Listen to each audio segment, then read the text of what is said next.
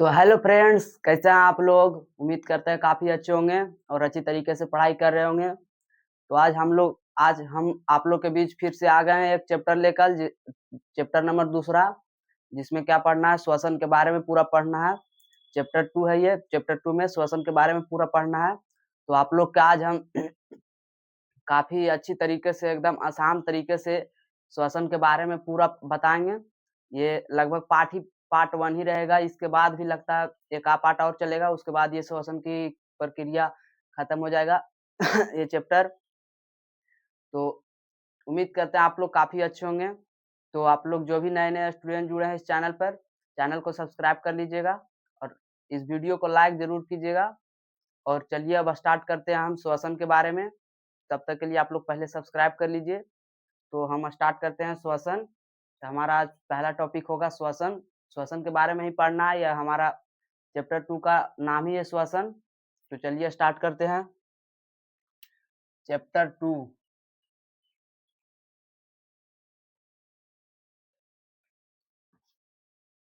Chapter chapter 2 पढ़ना है। Chapter 2 में क्या पढ़ना है? श्वसन। चैप्टर 2 में पूरा हमको क्या पढ़ना है हम लोग के? श्वसन।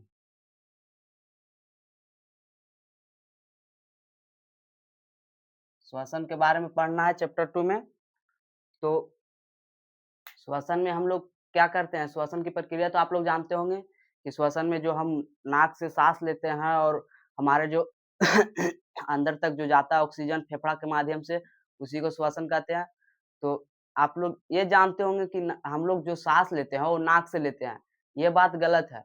हम लोग साँस जो लेते हैं नाक से नहीं लेते हैं, नाक एक हमारा मतलब एक हवा जाने का एक स्रोत है, मतलब इससे हवा जाता है हमारे शरीर के अंदर। जो हमारा साँस लेने की प्रक्रिया है वो हमारा फेफड़ा से संपन्न होता है। हमारा फेफड़ा होता है, यहाँ पे 2 गो फेफड़ा होता है, इसी से हमारा साँस लेने की प्रक्रिया संपन्न होता है। तो आप लोग को हम पहले बता देते हैं थोड़ा-सा एक समीकरण जैसा बना के, जिससे आप लोग को ज़्यादा समझ में आएगा कि कैसे हम लोग साँस लेते हैं।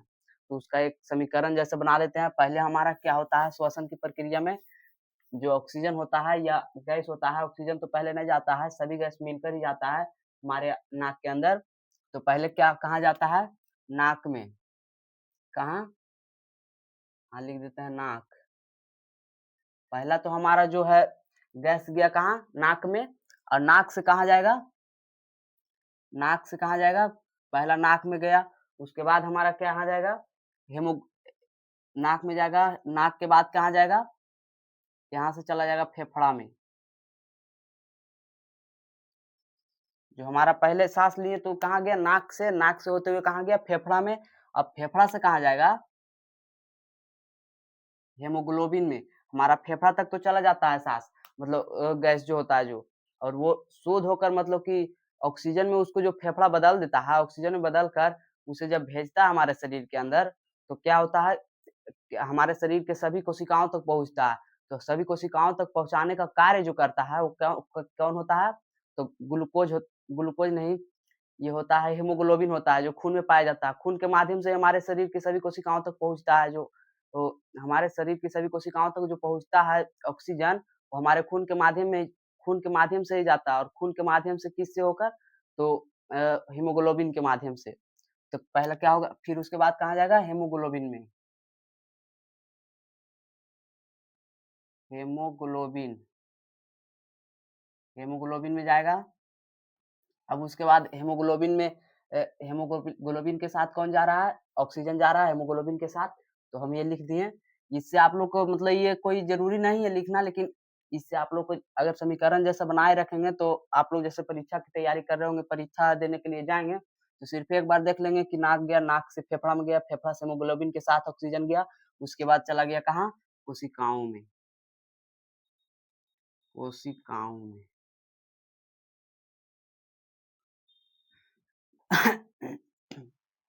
कहाँ चला गया? कोशिकाओं में। अब कोशिकाओं में जाकर क्या होता है? तो कोशिकाओं में जाकर ये श्वसन की प्रक्रिया में हम लोग साँस लेते हैं, तो कार्य क्या करता है मेन रूप से? तो हमारे शरीर में जो भोजन करते हैं, वो भोजन को जो भोजन से ग्लूकोज़ प्राप्त होता है, वो ग्लूकोज़ को तोड़कर ऊर्जा में परिवर्तित करता है। तो ऊर्जा में परिवर्तित करने का कार्य कौन करता है? श्वसन ही करता है। श्वसन ही हमारे शरीर के अंदर जाता है जो ग्लूकोज होता है कोशिकाओं में, वो उसको तोड़कर ऊर्जा में परिवर्तित कर देता है। तो अब हम लोग यहाँ तक तो समझ गए होंगे आप लोग। अब सीधे चलते हैं श्वसन, श्वसन के टॉपिक पर। अब श्वसन कहते हैं किसका, इसका परिभाषा जानेंगे। तो हम लिख लेते हैं श्वसन। श्वसन यहाँ पे लिखा हुआ है, श्वसन का परिभाषा यहाँ पे लिखते हैं। श्वसन का परिभाषा,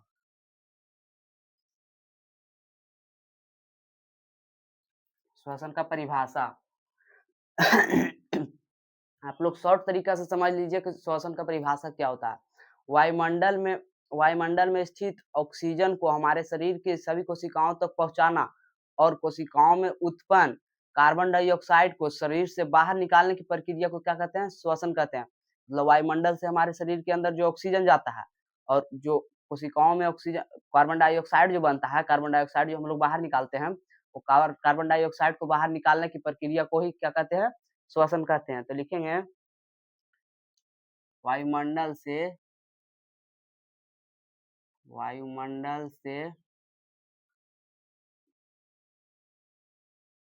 ऑक्सीजन को शरीर के अंदर ले जाना तथा कोशिकाओं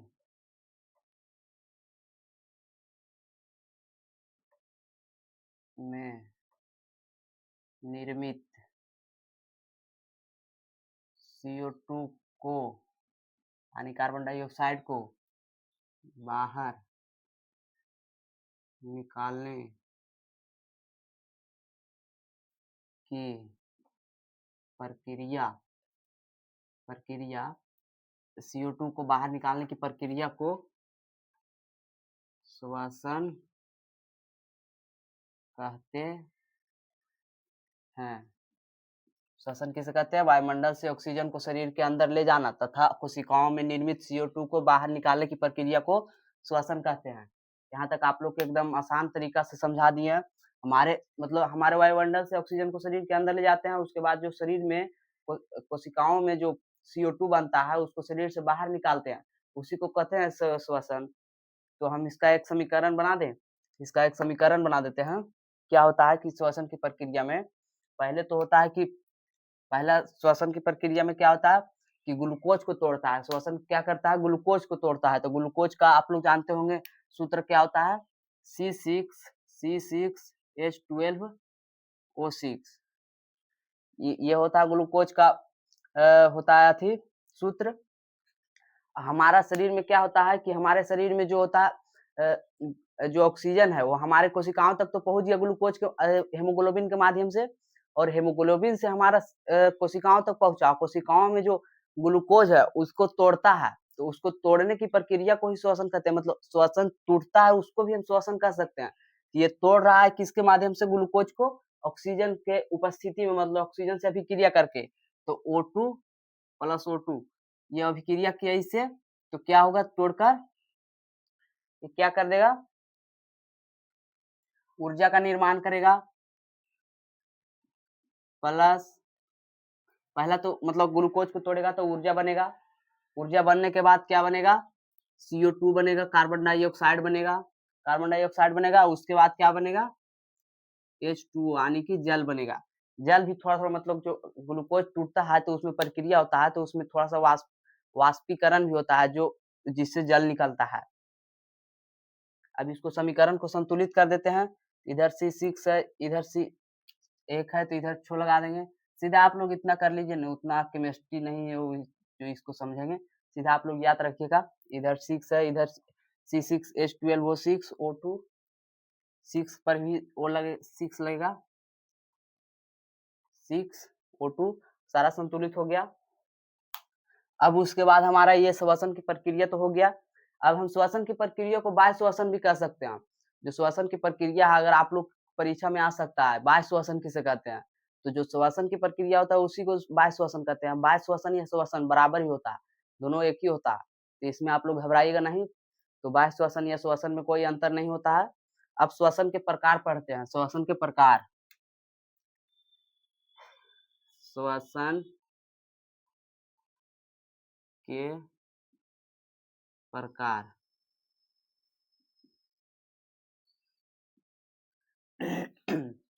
श्वसन के प्रकार, श्वसन कितने प्रकार के होते हैं? तो श्वसन 2 प्रकार के होते हैं।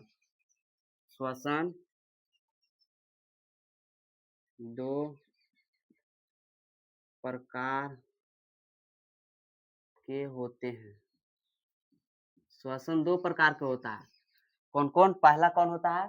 श्वसन 2 प्रकार का होता है। पहला कौन होता है? ऑक्सीश्वसन और एक अनऑक्सीश्वसन। ऑक्सीश्वसन को वायवीय श्वसन भी कहते हैं और जो अनऑक्सीश्वसन होता है उसे अवायवीय श्वसन भी कह सकते हैं। इसे लिखेंगे पहला ऑक्सीश्वसन, ऑक्सी या वायवीय श्वसन, और दूसरा हो जाएगा अनॉक्सी या अवायवीय श्वसन। श्वसन 2 प्रकार का होता है, ऑक्सी या अनॉक्सी। अब श्वसन 2 प्रकार का होता है, ऑक्सी श्वसन और अनॉक्सी श्वसन। ऑक्सी श्वसन आप लोग को थोड़ा-थोड़ा लग रहा होगा, ऑक्सी श्वसन किसे कहते हैं, अनॉक्सी श्वसन किसे कहते हैं? इसको देख के ही आप लोग को थोड़ा-थोड़ा लग रहा होगा, ऑक्सी श्वसन यानी कि जिसमें ऑक्सीजन की उपस्थिति में जो कार्य होता है, श्वसन की कार्य होता है, उसे कहते हैं ऑक्सी श्वसन। और जो ऑक्सीजन की अनुपस्थिति में होने वाली, संपन्न होने वाली श्वसन की प्रक्रिया को अनॉक्सी श्वसन कहते हैं। मतलब जब हम लोग श्वसन की प्रक्रिया करते हैं तो उसमें ऑक्सीजन की उपस्थिति में करते हैं, लेकिन कोई जीव ऐसा भी होता है जैसे गोल कृमि हो गया, फीता कृमि हो गया, ये सब जो जीव होता है वो ऑक्सीजन की अनुपस्थिति में करता है श्वसन की प्रक्रिया। तो क्या हो जाएगा ये अनॉक्सी श्वसन हो जाएगा। तो इसमें काफी आसान है ये, इसको सिर्फ आप लोग लिख लीजिए इसका परिभाषा, ऑक्सी श्वसन और अनॉक्सी श्वसन। तो इसको लिख लीजिए, ऑक्सी श्वसन किसे कहते हैं? तो पहले ऑक्सी श्वसन का परिभाषा आप लोग को बता देते हैं। एक का ऑक्सी श्वसन, ऑक्सी श्वसन, ऑक्सी श्वसन, ऑक्सी श्वसन में क्या हो जाएगा? ऑक्सीजन के उपस्थिति में संपन्न होने वाली श्वसन की प्रक्रिया को ऑक्सी श्वसन कहते हैं। लिखेंगे ऑक्सीजन की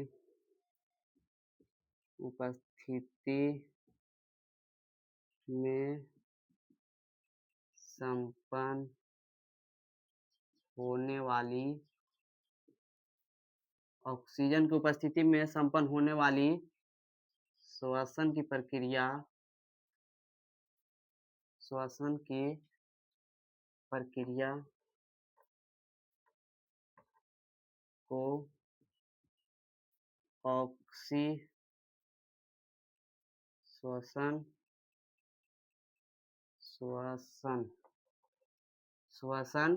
कहते हैं। आप लोग को बस जितना पढ़ाते हैं उतना आप लोग याद रखिए। ऐसा मतलब इसमें बता देंगे आप लोग को कि परीक्षा में लड़ जाएगा, आप लोग सिर्फ याद कर ले रहेंगे, कोई दिक्कत नहीं होगा। आप लोग को सिर्फ वीडियो देख लेना है, इसको याद कर लेना है, आप लोग को नोट्स बना लेना है, नोट्स याद करते जाना है, कोई दिक्कत नहीं होगा। अब क्या होगा? दूसरा के अनॉक्सी श्वसन, दूसरा के अनॉक्सी श्वसन। इसका हम उदाहरण दे देते हैं, जैसे ऑक्सीजन की उपस्थिति में होने वाली, हम लोग जो होते हैं ऑक्सीजन की उपस्थिति में श्वसन की क्रिया करते हैं, तो हम लोग क्या हो गए? ऑक्सी श्वसन के अंतर्गत आ गए हैं। तो लिखेंगे उदाहरण, उदाहरण मानव, पेड़ पौधा, पेड़ पौधा। आप लोग को लग रहा होगा पेड़ पौधा तो कार्बन डाइऑक्साइड लेता है, तो उन लोग ऑक्सीजन कैसे लेता है? तो पेड़ पौधा जो होता है कार्बन डाइऑक्साइड लेता है, लेकिन वह कब लेता है? वो जब प्रकाश संश्लेषण की प्रक्रिया कर रहा होता है तब। ये जो ऑक्सीजन लेता है श्वसन की प्रक्रिया में, पेड़ पौधा भी ऑक्सीजन ही लेता है, वो भी ऑक्सीजन की उपस्थिति में ही श्वसन करता है। वो जब प्रकाश संश्लेषण की प्रक्रिया करता है उसमें उसको कार्बन डाइऑक्साइड की आवश्यकता पड़ता है। ये ऑक्सीजन की उपस्थिति में ही श्वसन की प्रक्रिया करता है। तो आप लोग याद रखिएगा, कंफ्यूज नहीं होइएगा। गाय बैल लिख लीजिए ना, ये सब ऑक्सीजन से ही अपना श्वसन की प्रक्रिया करता है, गाय, बैल इत्यादि।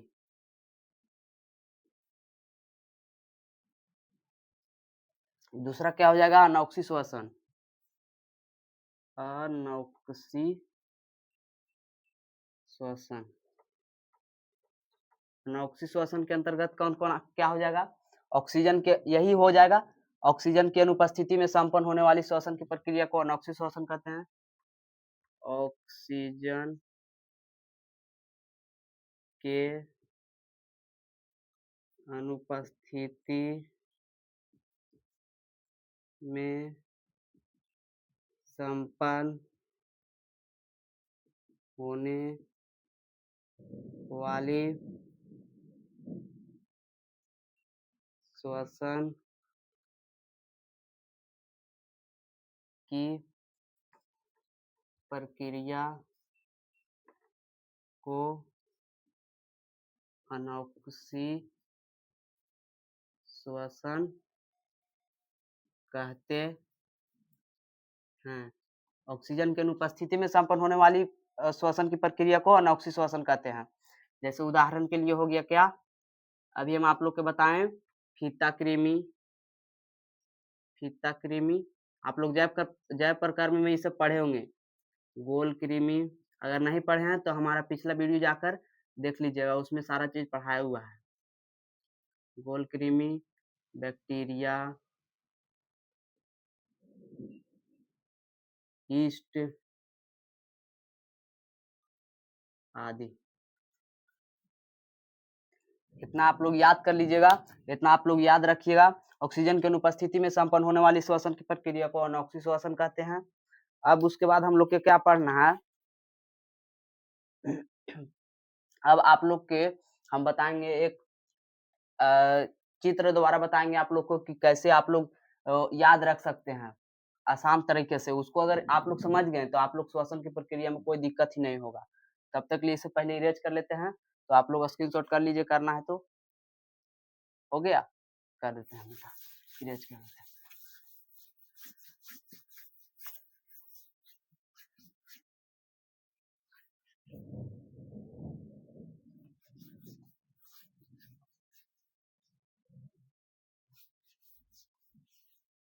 अब आप लोग के एक चित्र जैसा पार कर हम आप लोग को बताते हैं।